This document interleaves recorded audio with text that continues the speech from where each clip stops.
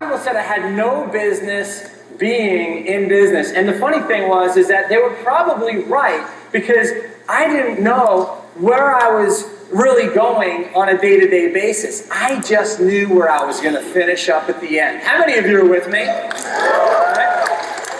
And I remember walking into an event very similar to this. At that time, I was living in Baltimore, Maryland, and I was very, very new to network marketing. It was my very first exposure. And I'll never forget, I went to this event. It was a small group of 50 people, and I was the only guy in the room that raised my hand with objection after objection after objection.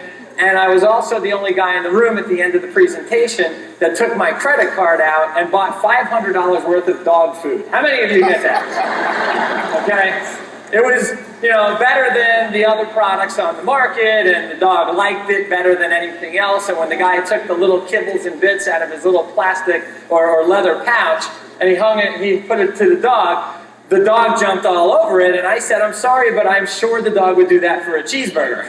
It didn't matter to me.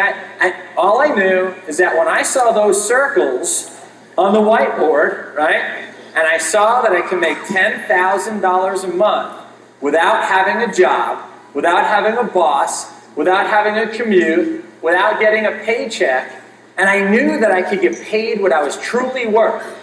Now here's the interesting thing.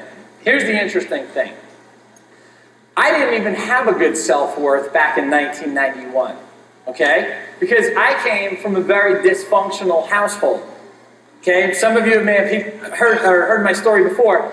My parents loved me, but they didn't love each other. And so that really created a lot of confusion, a lot of frustration, a lot of thoughts of self-worth or lack of self-worth. I grew up with a very low self-esteem. And so I built myself up on the outside, using weight training and exercise, and learned how to take care of my body because I had to flex my muscles somehow, some way. So I had a very low self-esteem, but I had a very high self-confidence. And that is a very dangerous combination, if you know what I mean.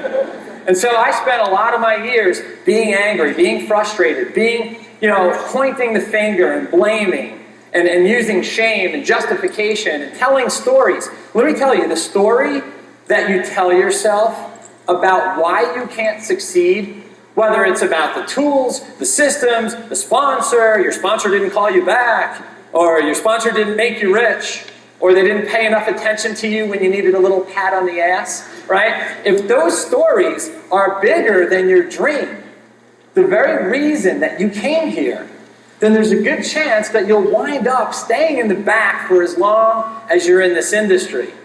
The way you get to the front of the stage is you take 100% personal responsibility and 100% personal accountability for the results that you have in your life, in your finances, in your business, in your relationships, in your emotional state, in your physical state, in your mental state, right? All these different parts of your life are a direct result of everything that you think and have thought up until this very solo moment. That's right. So remember, and I want to make sure that we're clear here, that it doesn't mean that you can't be successful. In other words, you can lose with a great team, okay? You can lose with a great sponsor. You can lose being sponsored by one of the top income earners in this company. You can lose being sponsored by Dave and Dave, right? In other words, you can lose with a great team, but you can't without one. Does everybody get that? If you get that, say aye. Okay? So here I am in the back of the room in my very first network marketing company, and